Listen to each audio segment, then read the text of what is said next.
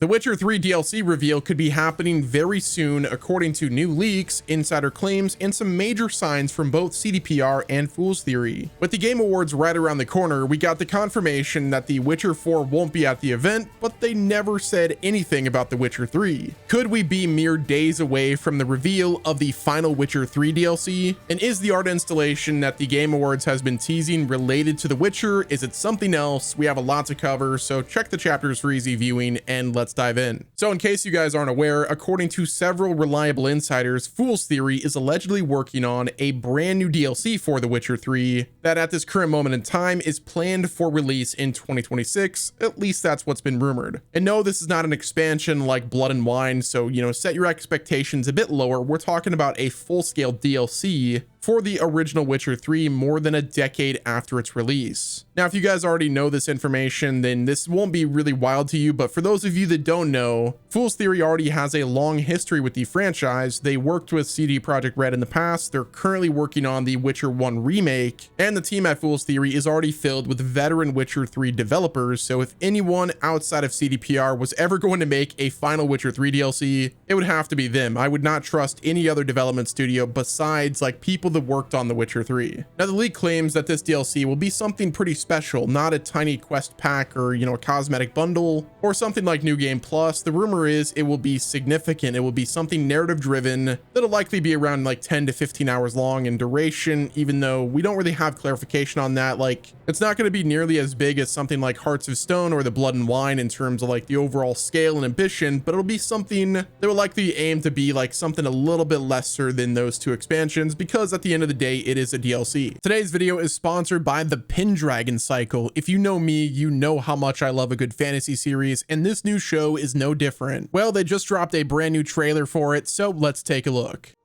Okay, so apparently this was based on the Stephen R. Lawhead books, which I haven't read yet, but I might actually. And just looking at the overall visuals, like the set quality looks great. Is that King Arthur? I think that might be. Everything looks, high budget. It's just so like expansive. We got some those are literal druids right there. Okay, we got battle scene with some magic.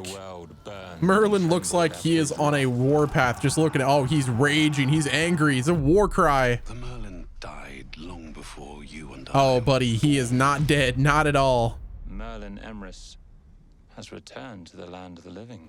Oh, Merlin Emrys. Oh, look at the set, like the landscapes. Rome is gone. Oh, they're preparing for battle. It's here. The acting is good. Oh, dude, this world just seems so lived in. The island of the mighty. Oh, it is wartime, baby. Look at this thing. You stand together. Oh, there we go. Excalibur. Let's unsheath that. This looks like a great start for what's set to be quite the epic journey. The Pendragon Cycle, Rise of the Merlin premieres exclusively on Daily Wire Plus January 22nd, 2026. Click the link in the description to watch the full trailer now. Now, the release window that keeps coming up is 2026, which that kind of tracks if the development quietly started back in 2023 or 2024. The Witcher 3 Complete Edition is one of the best-selling RPGs every year, so adding one more DLC to it really makes a lot of sense. So what does this leak really mean? Well, it means that Geralt of Rivia is not done just yet. He's got one more in him. But I think this also gives them the opportunity to bridge the gap between The Witcher 3 and the new trilogy with a final emotional, polished DLC that gives them one last chance to explore the world before the series moves into an entirely new direction. But this right here is where things start to get really interesting. So not too long ago, CD Projekt Red officially confirmed that The Witcher 4 will not appear at the Game Awards this year. We're talking no trailer, no teaser, no cinematic, literally nothing. Now that right there is pretty disappointing. I was kind of upset about this. And it immediately had me turning my attention towards, Summer Game Fest next year, but the absence of The Witcher 4 almost feels like really strategic. CDPR loves the Game Awards and, Summer Game Fest, and they love Jeff Keighley as well. They've had quite the long, partnership, so skipping the show entirely does not make sense unless they want to avoid overshadowing something else. Which this right here brings us back to the rumored Witcher 3 DLC. If Fool's Theory is working on a big expansion, and if it truly is releasing in 2026, then late 2025 would be the perfect time to announce it, especially on a giant global stage. I'm just picturing something like the God of War 2018 reveal where, you know, Kratos like walked up and then you could finally see that it was Kratos. Imagine they do something like that, but it's Geralt. Like, that would be mind-blowing. But right here is the key part. If CDPR knows the DLC is going to hit before The Witcher 4, which they know that for sure, then I think teasing The Witcher 4 too early creates a lot of confusion. I mean, the last thing that they're going to want to do is like promote 2 different Witcher projects at the same time. But if we go back to the statements that the CEO said, he said that The Witcher 4 won't be at the Game Awards. He never said anything about, you know, The Witcher 3 not being there. So I think the Game Awards would be the perfect moment to reveal something truly unexpected, something nostalgic, really safe,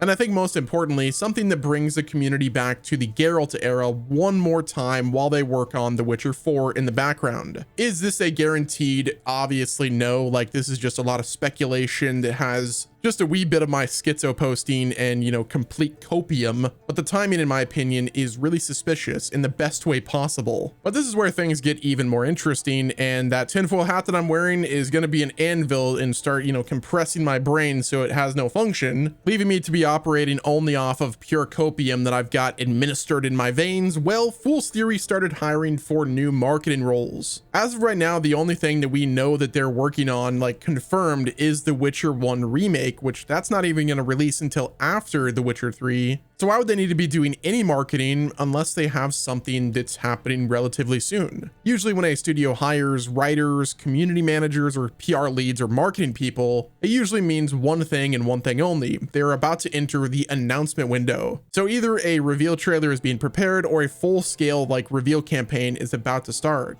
These jobs line up perfectly with what we already know. Fool's Theory has been working on multiple projects, including The Witcher 1 remake, but this timing doesn't really match with the remake because the remake is still really early. But a DLC that's been in development for years really does fit that timeline way better than anything else they're working on. Studios aren't hiring for marketing positions at random, they hire marketing when they need to hit the gas. And it's because of that that we're approaching a reveal window for whatever Fool's Theory has been working on behind closed doors. Is this about The Witcher 3 DLC? Perhaps something else? Well, I'll leave that up for you guys to judge. So recently, Jeff Keighley tweeted out a mysterious art installation that has the entire community like completely on fire trying to figure out what this is. The art piece has no branding, there's no explanation, just a photo of a strange object. It looks almost like fantasy themed or like dark fantasy themed, which immediately had people guessing. Is it Elder Scrolls related? Likely not. Was it God of War related? Also confirmed not by Cory Barlog himself. Diablo 4 expansion? It's not that either. So really, what is this art installation? Some fans have jumped straight to The Witcher because that is what most fans do, but honestly, when you look at the object, I don't like see Witcher out of this. Like, it doesn't scream Witcher to me. It does not really like resemble anything from all of the, you know, established art direction that we've seen for The Witcher 3 in the past. And with Jason Schreier chiming in saying that he will not report on what it is, but this game will be a good one, that's when the possibilities really start to open up. Now, to me, this looks like it's something that we would see from like Saros, the new PlayStation Studios game from Housemarque. But then I start looking at it and I'm like, could this possibly be From Software? It's hard saying.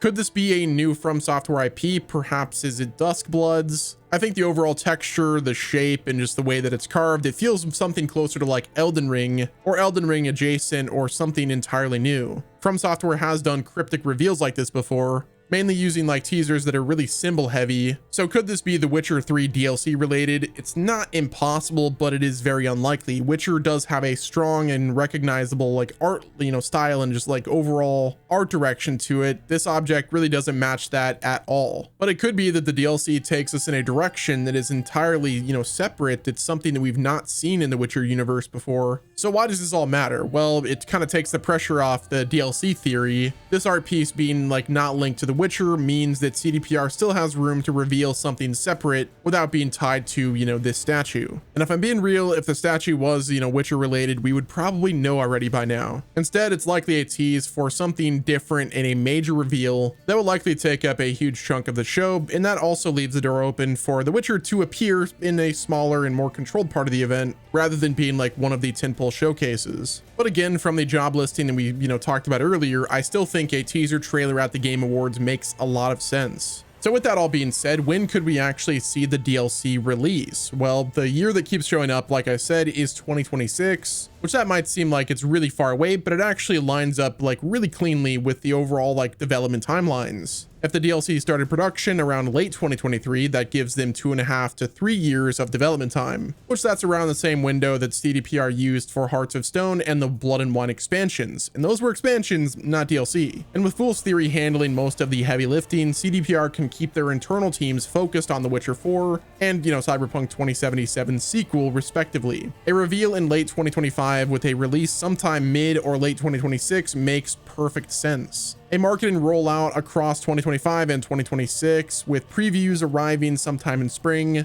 with the release date sometime in like the summer, would be the perfect opportunity for them. And with The Witcher 4 not releasing until like sometime 2028 or later, a DLC in 2026 for The Witcher 3 still keeps the franchise active, and it gives them the opportunity to make some more money. And really, if you consider how many people have purchased The Witcher 3, releasing a DLC for that game with an install base that's already like massive is a pretty good money printer, in my opinion. But that's gonna wrap it up with this video, guys. Let me know what your thoughts are down in the comment section. Hit the like button if you enjoyed, subscribe with your noties on, and until next time, this has been Wes, and I'll talk to you guys again soon.